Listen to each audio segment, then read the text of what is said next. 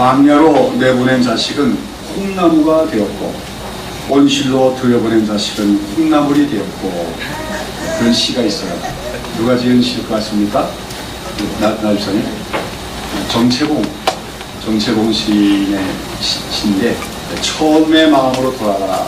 정채봉 시인은 천주교 신자인데 여러 가지 시를 이렇게 보면 신앙적인 내면에서 이게 잘 드러나고 있어요.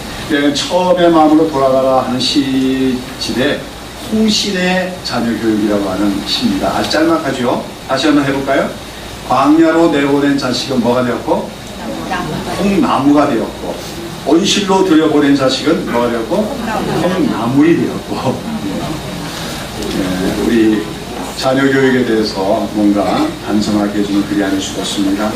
똑같은 콩알 하나지만 아무 부족함도 없고 모든 환경 여건이 잘 갖춰진 온실에서 과보 속에서 자란 콩알은 뭐가 됩니까?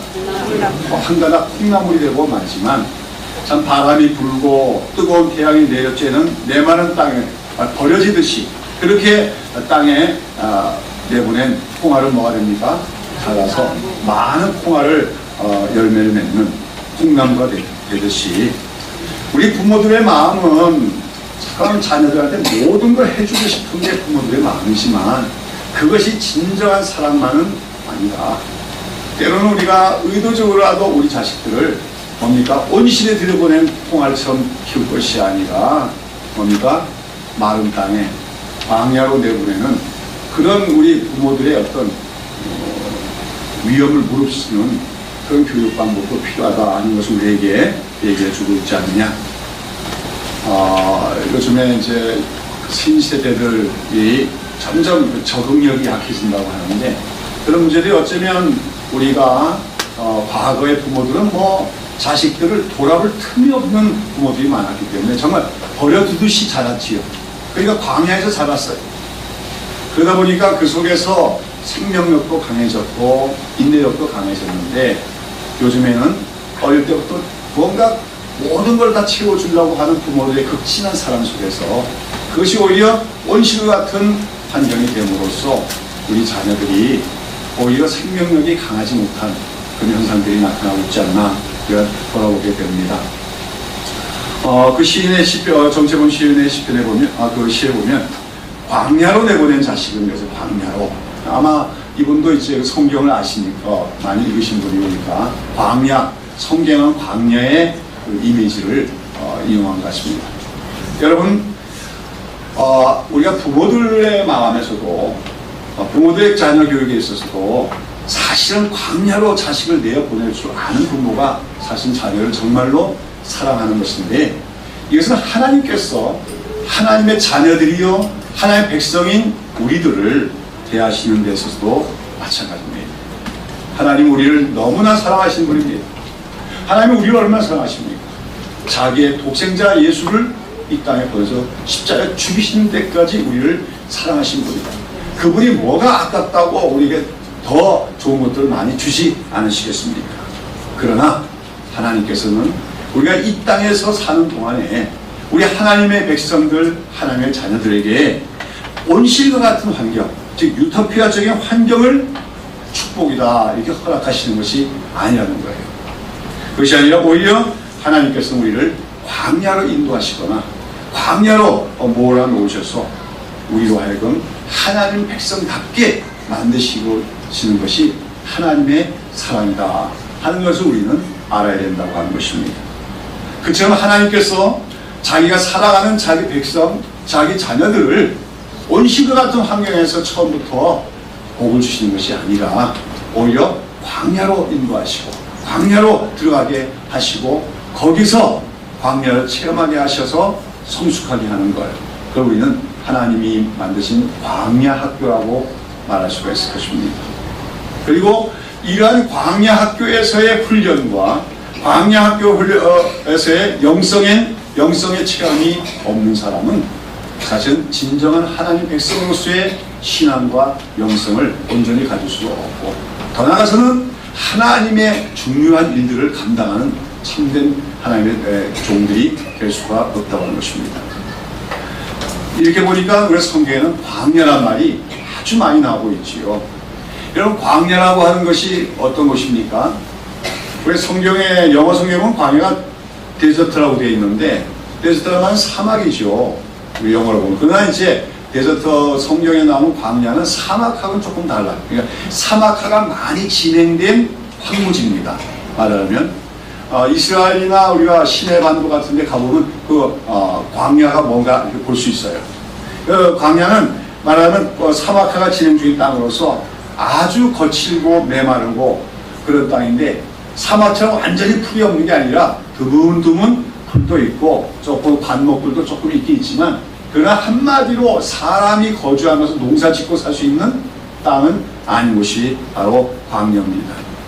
그래서 이 광야에서는 보면은 인적이 드물고 가끔 가다가 양떼를 인도해서 가는 그런 목자들의 모습들, 혹은 그 무역을 하는 그 대상들이 지나가긴 하더라도 사람들이 거기서 농토를 개발해서 개간해서 살거나 그러진 않는 땅, 불모지의 땅이 바로 광야라고 하는 것입니다. 특별히 이 광야는 또 위험한 곳이기도 해서, 왜냐하면 이 광야에서 서식하는 그런 동물 중에 불배, 독사나 또 전갈 같은 것도 많기 때문에, 또 광야 자칫 잘못하면 불뱀에게 물리기도 하고 전갈에게 물려서 치명상이 있기도 합니다. 한마디로 광야라고 하는 것, 성경에서 말하는 광야는 어떤 곳입니까? 사람이 살기에는 부적절한 곳입니다. 또 때로는 생명의 위험이 도사리고 있는 것입니다. 그리고 무엇보다도 광야는 고독한 곳입니다. 사람이 없어요. 그래서 고독하고 외롭고 쓸쓸한 곳이 바로 광야라고 하는 것이죠. 그런데 우리가 성경을 살펴보면 하나님의 구속 역사에서 이러한 광야가 하나님께서 당신의 일을 행하시는 아주 중요한 장소로 그렇게 묘사가 될 때가 많습니다. 특별히 하나님께서 아까 말씀드린 것은 자기 백성들이나 자기 종들에게 특별 은혜를 베푸시는 곳으로 묘사가 될 때가 많아요. 하나님의 은혜가 다 갖춰진 도시나 온실과 같은 환경에서 하나님의 축복, 은혜가 주는 것이 아니라 오히려 그 광야에서 더 각별하고 특별한 하나님의 은혜가 주어지는 것, 그것이 광야다. 이렇게 성경에서는 묘사가 될 때가 많다는 것입니다. 이런 광야의 영적인 의미를 아주 잘 설명해주는 성경 말씀이 바로 오늘 우리가 살펴보는 신명기 8장의 말씀입니다. 신명기 8장, 신명기는 우리가 모세오경의 마지막 책이죠. 우리가 이제 그동안 출애굽기 부터 시작해서 출애굽 역사에 대해서 쭉 우리가 부족사적으로 살펴봤는데, 이 신명기는 이제 말하자면 모세가 이스라엘 백성들을 40년 동안 광야에서 인도하다가 40년이 끝나고 이제 가나안 땅에 들어가기 직전에 이스라엘 백성들에게 그동안 40년 동안 하나님께서 어떻게 이스라엘 백성들을 구원해내셨고 인도하셨는가를 회고하면서 이제 그들이 가나안 땅에 들어가서 그러면 어떻게 살아야 될 것인가, 특별히 하나님과 언약을 맺은 백성인데 그 언약적 규례인 율법들을 왜 잘 지키고 순종하며 살아야 되느냐, 여기에 대해서 재해석하면서 설교한, 맞아요, 모세 설교집이라고 할 수가 있습니다. 그런 가운데 오늘 여기 신명기 8장에는 왜 하나님께서 그러면 이스라엘 백성들을 40년 동안 광야에서 살게 하셨는가, 왜 광야길을 가게 하셨는가, 그 목적, 그 의미를 잘 설명하고 있는 것을 볼 수가 있습니다. 우리 다시 한번 광야가 어떤 것인가 살펴볼까요? 15절 16절 다시 읽어봅시다. 너를 인도하여 그 광대하고 위험한 광야, 곧 불뱀과 전갈이 있고 물이 없는 간조한 땅을 건너 지나게 하셨으며, 또 너를 위하여 물을 굳은 반석에서 내셨으며 내 열조도 알지 못하는 만나를 광야에서 내게 먹으셨나니 이는 다 너를 낮추시며 너를 시험하사 마침내 내게 복을 주려 하시느니라. 이것이 광야라는 거예요. 광야라고 하는 것은 한마디로 어떤 것입니까? 광대하고 위험한 광야라고 했습니다. 불뱀과 전갈이 있는 곳이고, 특별히 뭐가 없어요? 물이 없는 간자들. 사람이 물만 있으면 어떻게 생존할 수 있는데, 물이 없는 건 정말 생존에 가장 필수적인 그 물도 없는 건조한 땅이 바로 광야다 하는 것이죠. 자, 그런데 그런 광야인데 그 광야에서 이스라엘 백성들이 40년 동안 살았는데 분명히 광야는 사람이 생존하기에는 부적합한, 사람이 살기에 힘든 그런 곳인데 그들이 광야 생활에서 죽었습니까? 안 죽었습니까? 죽긴 죽었지요. 죽은 사람들은 다 자기의 죄 때문에 죽었지 광야라고 하는 그 조건 때문에 죽은 것은 아니었다는 겁니다. 분명히 그 광야에는 농사를 지을 수도 없고 먹을 양식도 없는 것입니다. 분명히 광야에는 물도 없는 건조한 것입니다. 그러나 그 40년 동안에 그들은 그 광야 생활하면서 굶주린 적이 한 번도 없었습니다. 왜요? 하나님이 날마다 하늘로서 만나를 내려주시기 때문입니다. 그들은 또 그 물이 없어서 목말라 죽지도 않았습니다. 왜요? 그들이 목마를 때마다 하나님 반석에서 생수가 나게 하셔서 그들을 마시었기 때문이라고 하는 것이죠. 그렇게 하나님이 인도하신 목적이 무엇입니까? 다 너를 어떻게 하며? 낮추시며 그랬습니다. 너를 시험하사. 이 시험이라고 하는 말은 테스트한다는 의미도 되지만 연단한다는 의미도 있는 거예요. 예, 그래서 연단하셨다는 거죠. 너를 낮추시고 연단하사 마침내는 어떻게 하게 해요? 복을 주려 하시는 겁니다. 하나님은 그래요. 자기 백성들에게 풍성한 삶, 풍요로운 거, 그걸 또 누리기를 원하시는 거예요. 이 모든 자연 만물이 다 하나님 만드신 거 아닙니까? 여러분, 우리가 그 바닷가를 가든지 또는 산속을 가든지 보면은 그런 프로그램이 굉장히 많잖아요. 그렇죠? 바닷가에 가면 또 생선들이 얼마나 많습니까? 또 산속에 들어가면 또 계절을 따라 먹을 건 얼마나 많습니까? 하나님 그 모든 것을 다 사람들 위해서 만드신 분이에요. 특별히 자기 백성들이 그 모든 걸 누리기를 원하시는 분이죠. 그러나 하나님은 하나님 백성들에게 그러한 외적인 복을 주시기 전에 하나님 백성들이 어떻게 되기를 원하시는 겁니까? 하나님 백성답게 되기를 원하는 거예요. 그러니까 하나님 백성답게 된다는 건 뭡니까? 너를 낮추시며 그랬습니다. 여러분, 인간이라고 하는 것은 교만합니다. 예외 없이 누구든지 다 교만합니다. 교만하다가 안 되면은 좌절하고 열등감을 갖게 되는 것이고, 그렇지 않고 원래 갖고 있는 인간의 그 죄악된 속성이 교만한 거예요. 목이 뻣뻣한 거죠. 잘난 척하고 자기가 똑똑한 줄 알고. 그것은 왜냐하면 선악과를 먹고 난 결과예요. 사탄이 그렇게 꼬셨잖아요. 그렇죠? 너희가 이걸 먹으면 너희가 어떻게 될 것이다? 하나님처럼 지혜롭게 될 것이다. 그것 때문에 하나님 먹지 말라고 했지요. 그 유혹을 받고 자기들이 하나님처럼 지혜롭게 되보려고 아담과 하와가 선악과를 따먹었어요. 결국 하나님처럼 지혜롭게 됐습니까? 안 됐습니까? 됐어요? 안 됐어요? 스스로는 된 것 같이 느껴지는 거예요. 근데 말로 헛똑똑이란 말이죠. 헛똑똑해진 거예요. 스스로는 잘난 척하고 스스로는 똑똑한 척하지 하지만 하나님 보시기에는 너무나도 무지하고 미련한 존재가 된 것이 타락한 후의 인간이라고 합니다. 근데 아무튼 인간은 타락한 이후에 스스로를 잠깐 뭐라고 생각해요? 나는 똑똑하다. 나는 지혜롭다고 생각합니다. 나는 뭐든지 할 수 있다고 생각합니다. 그러한 사람들을 하나님이 구원해내시는 거예요. 그리고 나서 그들이 하나님 백성답게 하기 위해서는 먼저 낮아져야 된다는 거죠. 겸손하게 된다는 거예요. 그래서 하나님 앞에서 나는 스스로는 아무것도 아닙니다. 그렇죠? 내 스스로는 할 수 있는 것이 아무것도 없습니다를 갖다가 먼저 고백하게 하십니다. 그러면서 누구만 의지하게 합니까? 하나님만 의지하도록. 그렇게 하면서 그들을 신앙과 인격에서 연단시키고 성수시키기를 원하십니다. 그리고 마침내 복을 주시려고 그들로 하여금 광야길을 가게 하셨다. 모세는 그렇게 지금 설명하고 있다고 하는 것입니다. 여러분, 광야는 어떤 곳입니까? 정말 아까도 얘기했지만 메마른 땅입니다. 건조한 땅입니다. 먹을 것이 없는 곳입니다. 가도 가도 끝이 없는 광활한 곳입니다.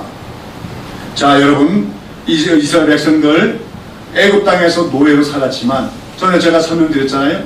애굽이란 환경은 상당히 좋은 조건들이 갖춰진 나일강이라고 하는 아주 천혜적인 자연 환경 때문에 농산물이 늘 풍족하게 나는 그런 땅이에요.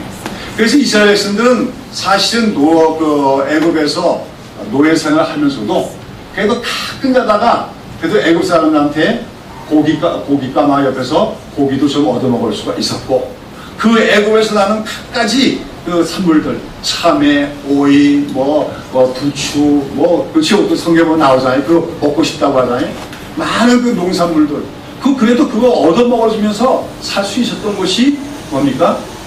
애굽입니다. 애굽이라는 것이 그저 무조건 북한에 있는 정치권 수용소처럼 막 그런 곳이 아니고, 애굽은 물론 그들이 애굽 사람들한테 그 억압을 받고 살지만 그래도 그런 가운데서도 누릴 만한 즐거운 요소들이 있는 곳이 바로 애굽 땅이다 할 수가 있는 거죠. 그런데 그 애굽 땅에 살던 이스라엘 백성들을 하나님이 구출해내시고 이제 가나안 땅을 주시겠다 약속하셨는데, 그러나 이스라엘 백성들이 그 애굽 땅에서 나와 결과 그들 앞에 놓인 것은 무엇입니까? 광야였다는 것이죠. 가도 끝이 없는 사막과 같은 그 광야길, 먹을 물도 없는 것, 음식도 없는 것, 맛있는 것도 찾아볼 수 없고 재미있는 것도. 애굽에는 또 애굽의 그 문화가 발전하면서 요즘 말로 하면 소위 드라마도 있고 연극도 있고 음악도 있고 즐길 만한 것들이 많겠죠. 그러나 광야에는 그런 것이 도무지 없는 곳입니다. 한마디로 삭막한 곳이죠. 메마른 곳이죠. 결핍된 곳이죠. 그래서 이스라엘 백성들은 원망하기 시작합니다. 하나님과 모세에게 왜 우리를 이곳으로 인도했는가. 그러나 그러한 40년 동안 생활을 했는데도 불구하고 이스라엘 백성들은 아까도 말씀드렸지만 그 인간이 생존하기에 부적합한 광야에 살면서도 그들은 굶어 죽지도 않고 목말라 죽지도 않았습니다. 오늘 본문에 안 나오지만 신명기 29장에 보면 그들이 그 40년 광야 생활 동안에 입고 입는 옷이 다 헤어지지도 않았고 또 신발이 다 닳지 않아서 발이 부르트지도 않았다고 했어요. 기적이죠. 하나님이 보호해 주셨다고 하는 것입니다. 여러분, 분명히 외견적으로 봐서는, 환경적으로 봐서는 모든 것이 부족한 것, 살만한 사람이 살만한 조건이 갖춰지지 않은, 살맛이 안 날 것 같은, 삶의 희망조차 보이지 않는 그런 광야. 그러나 하나님께서는 자기 백성을 그리로 인도하여 주셨고 거기서 아주 독특한 방식으로 그 이스라엘 백성들을 인도하여 주시는 가운데 마침내 그들을 양육하여 주신 것이라는 거죠. 그래서 성경에서는 이 광야를 하나님께서 자기 백성들과 단독적으로 만나셔서 단독적으로 동행하시며 그들을 단독적으로 양육하시는 곳을 바로 광야라고 하는 것이죠. 특별히 이 신명기 8장에 보면 중요한 말이 나오죠. 그 광야 생활을 통해서 이스라엘 백성들이 깨닫게 된 것, 또 깨달아야 되어야만 했던 것이 뭐랍니까? 사람이 무엇으로 사는 것이 아니라 떡으로만 사는 것이 아니라 오직 여호와 입으로 나오는 모든 말씀으로 사는 것이다 하는 것을 철저히 깨닫도록 하나님이 인도하셨다고 하는 것이죠.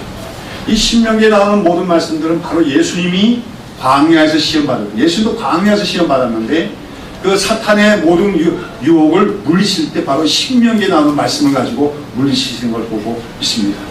그런 가운데 우리가 중요한 말, 예수님이 인용하셨던 말씀, 바로 그 말씀 아닙니까? 사람이 떡으로만 사는 것이 아니요 하나님의 입으로 나오는 모든 말씀으로 살 것입니다. 그 말씀이 바로 여기 나오는 말씀이에요. 무엇을 통해서만이 그러한 진리를 깨달을 수 있다는 겁니까? 광야 생활을 통해서만. 광야 생활을 겪지 않은 사람은 그걸 알 수가 없다는 거예요. 하나님 말씀의 능력을 알 수가 없다는 거예요. 처음에 이스라엘 백성들은 눈에 보이는 걸 의지했습니다. 여기 입을 옷도 없잖아. 먹을 양식도 없잖아. 물도 없잖아. 이런데 우리가 어떻게 해서 살라는 말이냐. 그러나 그들이 하나님이 약속하신 말씀을 의지했을 때 결국 하나님 말씀대로 모든 것이 이루어지고 하나님 말씀이 있는 곳에서는 그들이 죽지 않는다는 걸 그들은 배우게 되었다는 것입니다. 그래서 그들이 깨달은 게 뭡니까? 떡보다 더 중요한 것이 하나님의 말씀이다. 우리가 말씀을 듣고 말씀을 붙잡고 말씀을 믿으면은 그 안에서 먹는 거의 문제, 의식주의 문제도 다 하나님이 해결해 주실 뿐 아니라 우리가 나아갈 길도 다 인도해 주신다는 걸 그들은 마침내 체득하게 되었다는 거죠. 바로 그것을 깨닫게 하시려고 하나님은 그들을 광야로 인도하셨다고 하는 것입니다. 그리고 우리가 이제 구속사 성경 연구에 기초한 말씀을 이제 대략 이제 출애굽 과정은 끝내게 되는데, 이제 그래가지고 이 40년 광야 생활을 마치고 그들이 가나안 땅에 들어가서 뭘 합니까? 전쟁을 하죠. 그런데 애굽에서 나올 때만 하더라도 오합지졸 노예들의 무리에 지나던 그 이스라엘이 이 40년 광야 생활을 통해서 어떻게 되는 겁니까? 양육이 된 거죠. 하나님의 군대가 되어진 거예요. 그래서 마침내 가나안 땅에 들어가서 가나안 원주민들과 전쟁에서 승리를 하고 그 땅을 차지하게 되어지는 것입니다. 바로 하나님께서 이러한 목적을 이루기 위해서 자기 백성들을 지극히 사랑하시는 가운데 광야를 인도하셨다. 그것이 오늘 성경에서 광야의 의미라고 하는 것을 우리가 기억해야 될 줄로 믿습니다. 사랑하는 여러분, 성경은 광야를 뭐라고 얘기하는 것입니까? 분명히 사람의 시각으로 보면, 사람의 인간적인 판단을 보면 사람 살기에 적합치 않은 것. 그러나 그곳은 바로 하나님께서 자기 백성들과 뭐예요? 단독적으로 만나주시는 것이고, 그 하나님과의 단독적인 만남 속에서 우리가 그 광야가 아니라면 체험할 수 없는 하나님의 독특한 은혜를 체험함으로써 하나님을 더욱더 알아가게 되고, 하나님만을 더욱더 신뢰하게 되고, 또 하나님의 백성으로서 성숙하게 되는 그런 광야 학교가 마련된 곳이 바로 하나님이 인도하시는 광야다. 그렇게 성경은 얘기하고 있는 것이죠. 그러면서 성경에 보면은 모든 위대한 하나님의 종들은 이 광야의 경험을 통하여서 훈련을 받고 연단을 받기도 했던 것을 볼 수가 있습니다. 오늘 이 말씀을 전하고 있는 모세 자신이 그랬지요. 모세는 애굽의 왕궁에, 비록 이스라엘 사람이었지만 하나님의 섭리에서 애굽의 왕궁에 들어가서 어릴 때부터 자랐습니다. 모든 것이 다 갖춰진 조건에서 최고의 교육받고 최고의 지위를 누리면서 자라났고 40세가 됐습니다. 그때는 자만과 자기를 과신하는 마음이 가득 찼지요. 나 정도면 뭔가 해낼 수 있다, 내 민족 구원하는 것도 내 힘을 할 수 있다고 생각하는 그런 자신만만한 청년이었습니다. 그러나 그는 결국은 인간적인 그런 자만심을 가지고 거세를 지르려 뭡니까? 시도하다가 실패하고 말았습니다. 그리고 가서 어디로 갑니까? 미디안 광야로 와서 40년 동안을 살게 됩니다. 40년째를 광야에서 지나게 되면 거기서 모세는 낮아지고 또 낮아져서 하나님께서 그 모세를 보고 이 모세는 이 세상에 있는 모든 사람 중에서 그 온유함이 가장 승하다, 가장 온유하고 겸손한 사람이 되었고, 그렇게 낮아졌을 때, 그래서 겸손하고 온유하게 되었을 때 하나님은 그를 불러서 내 백성을 구원하는 인도자로서 너의 사명을 감당하라고 그걸 이스라엘 지도자로 삼아주셨고, 그 일을 또 잘 감당할 수가 있었다고 하는 것이죠. 모세와 또 비슷한 인물이 다윗이죠.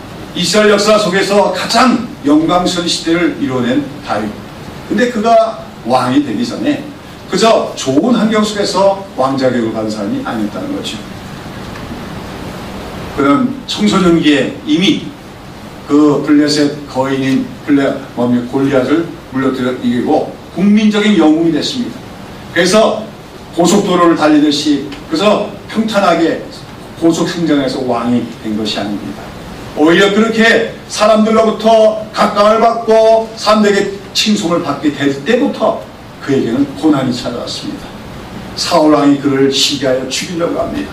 그래서 이리 피하고 저리 피하고, 그러면서 이제 다윗이 여러 곳에 이제 유대 땅 안에 보면 광야들이 많은데 광야로 주로 피신하여 다니는 모습을 우리가 사무엘서에서 볼 수가 있죠.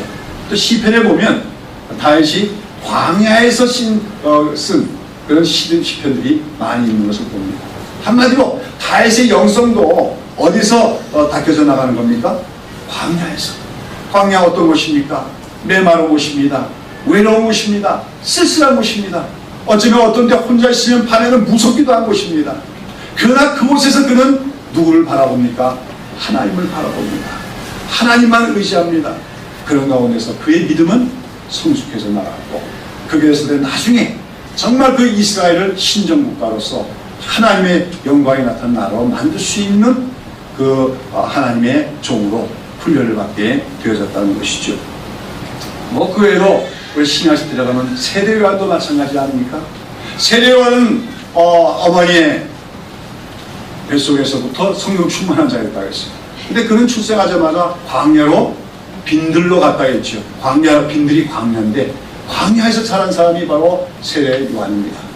말하자면 그 세례요한은 광야에서 자랐고 광야에서 훈련받은 사람이에요. 그런데 그가 바로 어떻게 합니까? 그러한 광야의 영성을 갖고 있는 세례요한이 광야에서 외치는 자의 소리가 되어서 메시아신 예수님의 오시는 길을 얘기하는 자가 되어진 것입니다. 뿐만 아니죠. 바울도 마찬가지입니다. 사도 바울도 예수님을 알기 전에는 예수님을 믿는 자들을 핍박하며 교회를 말살하려고 했습니다. 그러다가 정말 하나님의 큰 은혜로 회심을 하게 되고 예수를 믿게 되었죠. 우리가 사도행전은 자세한 얘기는 안 나오지만 그는 그렇게 은혜를 받고 변화된 이후에 아라비아 광야로 와서 3년 동안 있었다 했습니다. 광야에서 거기서 주님을 단독적으로 만나는 거예요. 거기서 하나님 예수님으로부터 그 모든 구속 계시에 대한 뭡니까? 경륜들을 듣게 되어지고, 그것이 바로 사도 바울이 우리에게 기록하고 있는 많은 성경들의 그 내용들이 바로 그 광야에서 주님과 교제하면서 주님으로 받은 계시로 이루어진 것을 보게 되었습니다. 무엇보다도 우리 예수님도 광야의 영성을 가지신 분이었지요. 예수님은 공생의 사역을 시작하기 전에 바로 광야로 가십니다. 그 광야에서 40일 동안을 아무것도 먹지 않고 죽은 상태에서 사탄의 시험을 받지요. 그러나 거기서 그 모든 사탄의 시험을 오직 하나님의 말씀으로 물리치고 이김으로써 하나님의 아들로 인정을 받게 되고, 그때부터 이 땅에 하나님 나라를 전파하고 세우시는 하나님의 아들의 사역을, 공생의 사역을 시작하게 되어진다는 것이죠. 이렇게 볼 때 성경은 뭘 얘기하고 있습니까? 오늘 우리의 하나님의 백성들 또 하나님의 종들에게는 광야라는 것은 필수 코스다 얘기하고 있는 거예요. 광야 학고를 거치지 않고서는 우리가 하나님 백성답게 되어질 수가 없고, 광야 학교를 통해서만이 우리가 낮아질 수 있으며 겸손하게 될 수 있으며 하나님만 신뢰할 수 있는 믿음의 사람이 될 수 있음을 성경은 얘기하고 있다고 하는 것입니다. 그러므로 오늘 우리가 말씀을 믿는다면 우리는 오늘 성경의 모든 역사를 회고해 보면서 오늘 우리에게 닥쳐오는 광야와 같은 우리 인생 과정의 어떤 경험들이, 그것이 사실은 외적으로는 인간적인 관점에서는 힘들고 어렵게 여겨져도 그것이 사실은 하나님이 우리를 위하여 예비하신 광야 학교의 축복일 수 있음을 기억하는, 그것을 인식하는 우리가 되어야 될 줄로 믿습니다. 여러분, 오늘 우리도 살아갈 때 우리가 꼭 광야에 가서 집 짓고 거기서 음악 짓고 사는 게 아니라 우리가 여러 가지 인생의 경험을 통해서 우리 이 광야의 체험을 하게 되었습니다. 어떤 성도들은 갑자기 예상치 않은 질병이 찾아와서 연약하게 된 것이 바로 그에게 찾아온 광야일 수가 있습니다. 어떤 성도들에게는 잘 나가는 사업이 갑자기 어렵게 되고 정말 잘 될 줄 알았는데 사업이 어려짐으로써 정말 상당한 실패를 한 쓰대신 경험이 광야일 수도 있습니다. 또 어떤 성도들이나 또 하나님의 종들에게 있어서는 특별히 사역을 하는 가운데 갑자기 영적인 침체가 찾아올 때가 있어요. 갑자기 영적인 침체가 와가지고 아무것도 들리지도 않고 아무것도 생각이 안 나고 막 그런 깊은 터널 속에 드는 것 같은 그 영적 침체가 또 찾아올 때도 있습니다. 그게 광야일 때도 있습니다.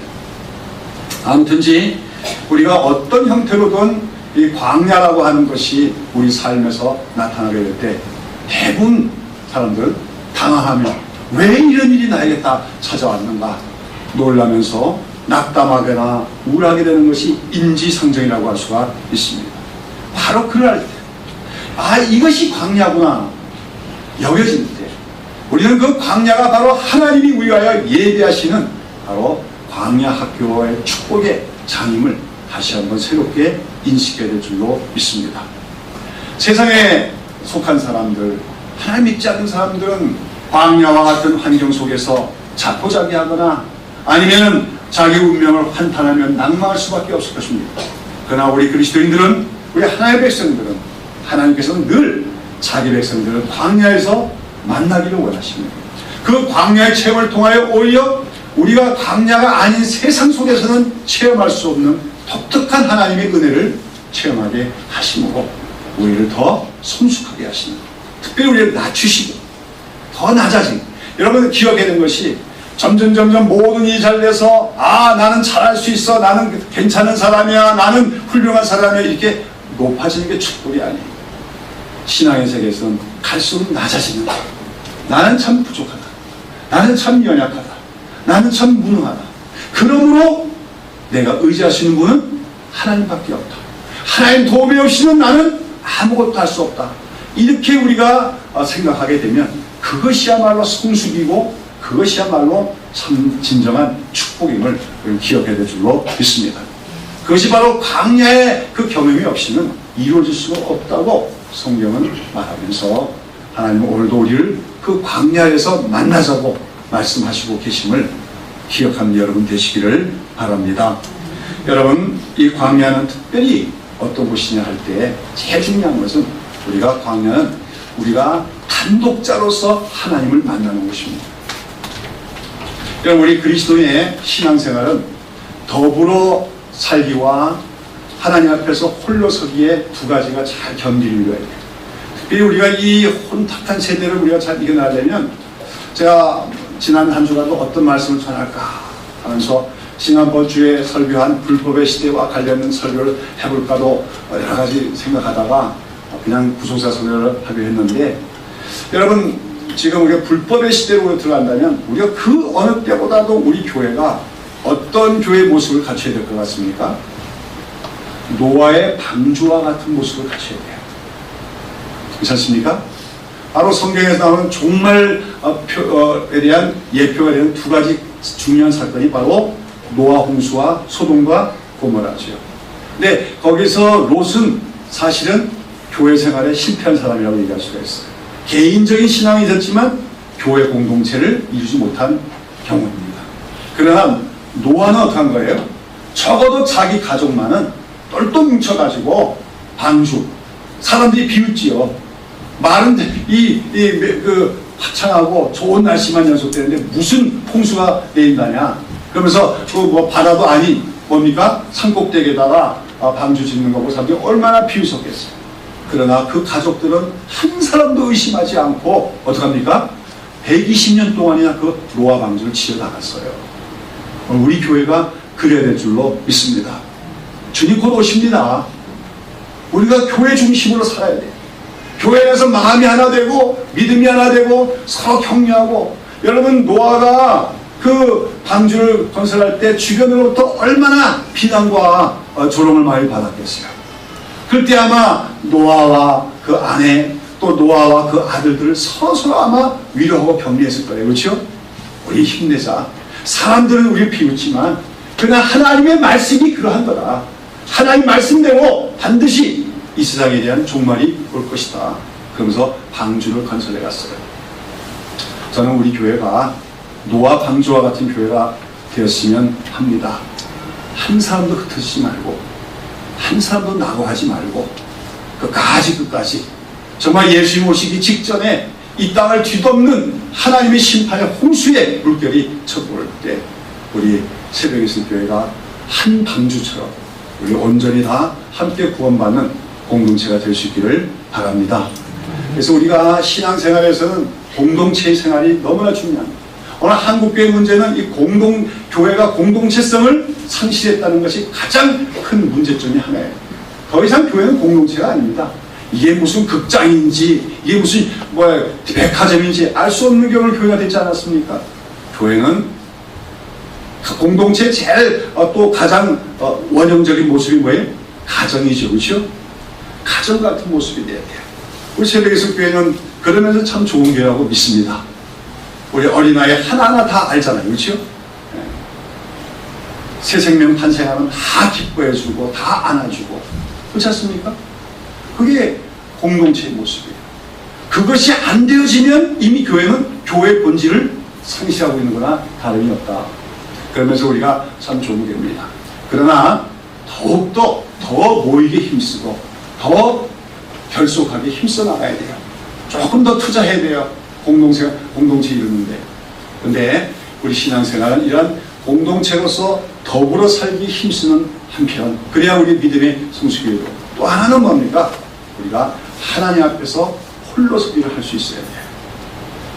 때로는 우리가 심지어 내가 결혼했으면 내 아내하고도 달리, 내 자녀들하고도 달리, 나 혼자 하나님 앞에 서는 시간이 있어야 됩니다. 그 시간 속에서 하나님께 하나님밖에 없습니다 하고, 또 하나님도 나는 너를 바라본다고 말씀합니다. 여러분, 우리가 아시스의 성자라고 불리우는 프란시스 같은 사람이 기도를 얼마나 많이 했겠어요, 그렇죠? 그 성자라고 칭호를 받을 정도가 됐으면. 그래서 그 제자가 한 번은 그 프란시스가 밤새 기도를 하기 때문에 밤새 무슨 기도를 할까 해서 가서 스승이 기도하는 옆에 가서 싹 엿들었어요. 근데 밤새 기도하는 내용은 딱 한 가지였습니다. 하나님은 누구시며 나는 또 누굽니까? 하나님은 누구시며 또 나는 누굽니까? 그게 밤새 그가 기도하는 내용이었어요. 무슨 말입니까? 하나님을 더 알기를 원한다는 거예요. 하나님을 더 알기 이미 하나님을 잘 아는 거지만 하나님을 더 알기를 원한다는 거예요. 그게 소원이라는 거예요. 또 나는 누굽니까? 여러분, 우리는 착각 속에서 살아요. 내가 이런 사람일까 생각하지만 하나님 보시기엔 전혀 그런 내가 알 수가 있다는 거죠. 하나님 보시기에 나는 누굽니까? 하나님 보시기에 나는 어떤 존재가 되렵니까? 그런 속에서 하나님 당신 누구시며 나는 누구입니까? 그것이 밤새도록 그의 기도였다는 거예요. 그러한 것이 바로 하나님 앞에 서는 단독자로서의 신앙인의 모습임을 우리는 알아야 됩니다. 여러분, 광야의 시간은 왜 하나님이 우리에게 주시냐면 우리로 하여금 이것저것 세상에 의지할 만한 것, 세상에 관련된 것 다 내려놓고, 심지어 가족마저도 내려놓고 하나님 앞에 홀로 쓰는 시간을 만들라 하는 것이 광야의 본질적인 의미임을 우리는 알아야 줄로 믿습니다. 거기서 우리는 하나님을 겪어야 돼. 하나님을 체험해야 돼. 그래서 정말 하나님 한 분밖에는 내게 없고, 또 하나님께도 내가 나라가는 독특한 하나님의 자녀의 존재로서 하나님 앞에 서 있다는 걸 알게 되는 거예요. 이것이 바로 광야의 경험이라고 할 수 있고, 거기서 쌓여지는 믿음, 영성을 우리가 광야의 영성이라고 할 수가 있는 것입니다. 이 광야의 영성은 아까도 얘기한 것처럼, 아까 말씀드렸지요. 질병을 통해서, 또 사업의 실패를 통해서, 또는 여러 가지 우리의 영적인 침체를 통해서 우리가 광야 생활을 하게 되게 돼요. 그래서 이런 걸 통해서 우리가 광야의 영성을 갖게 되기도 합니다만은, 우리 스스로 사실 광야의 시간을 마련하는 그런 노력도 필요한 것입니다. 여러분, 그 광야에 들어가려면 내가 병이 오든지 가난하게 되든지 무슨 환란이 와야겠구나, 그렇게 생각할 필요는 없어요. 여러분, 그런 모든 면에서는 부족함이 없을지라도 우리가 광야의 영성을 쌓아갈 수 있습니다. 그것이 뭘까요?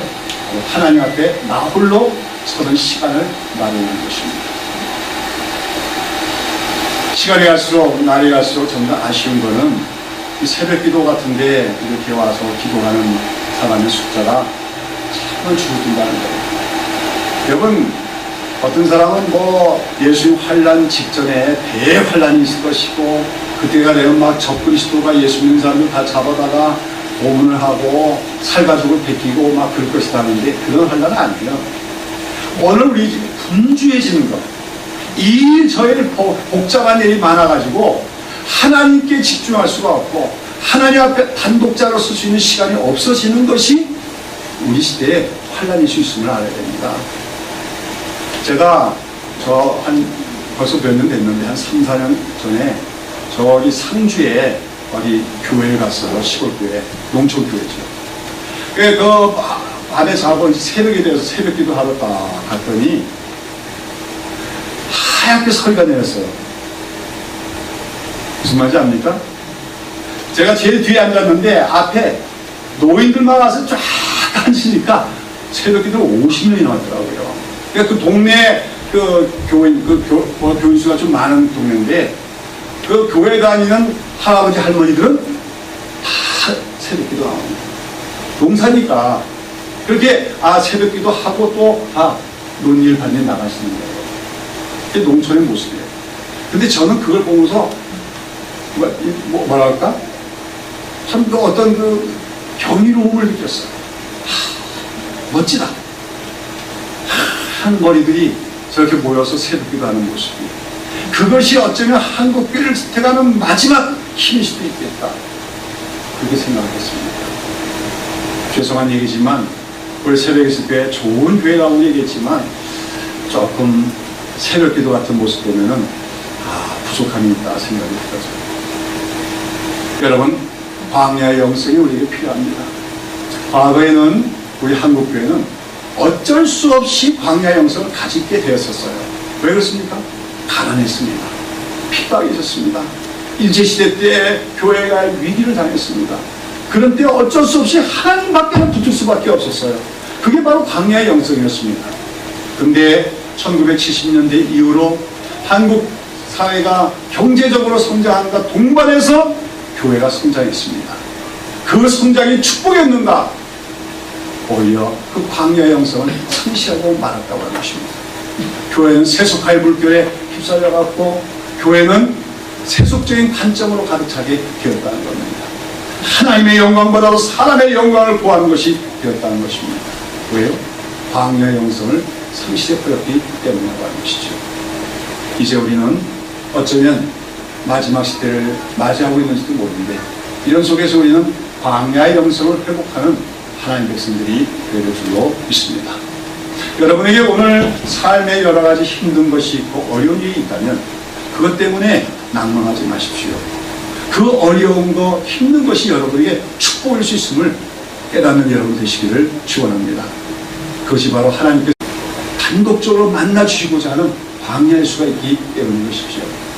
그러나 우리에게 오늘 그런 것들이 없더라도 또 가정도 평안하고 사업도 괜찮고 그럴지라도 우리는 스스로 하나님 앞에서 광야 시간을 마련하기 위해서 단독자로서 하나님 앞에 나아가는 시간들을 마련할 수 있는 지혜가 우리 모두에게 필요한 줄로 믿습니다.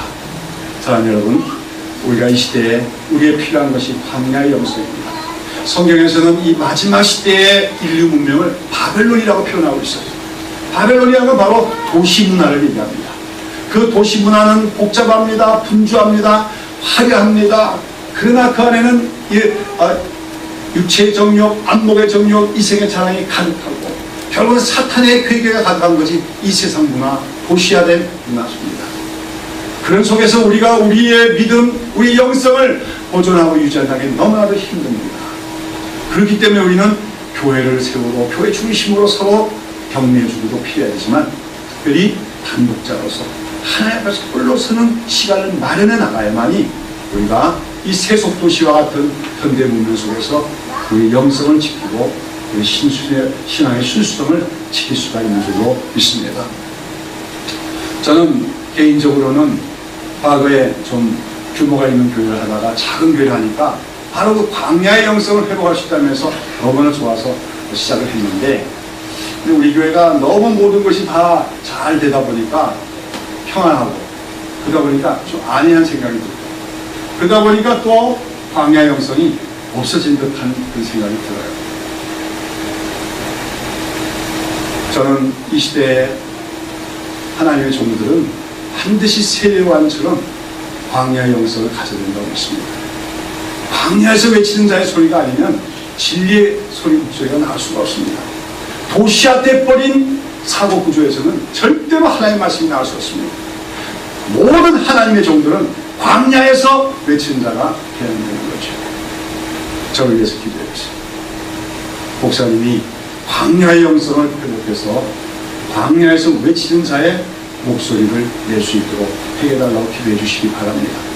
그러나 또한 저는 여러분에게 당부드리는 것은 여러분도 반드시 광야의 영성을 갖는 하나님의 백성들이 되시기를 축원합니다. 하나님 앞에 홀로서는 여러분 되시길 바랍니다. 하나님은 오늘도 우리를 광야에서 만나시기를 원합니다. 여러분 환경적으로 주어진 광야에서 하나님 만날 수도 있지만 여러분 스스로 자발적으로 시간을 내서 하나님 한 분 만나기 위해서 나아가는 그 시간이 광야의 시간이 됨으로써 우리가 잃어버린 광야의 영성을 회복해서 이 도시화된 문명 속에서 우리의 신앙을 지켜나가는 하나님 백성으로 더욱더 성숙되어지는 저와 여러분 되시기를 예수의 이름으로 축원합니다. 기도하겠습니다.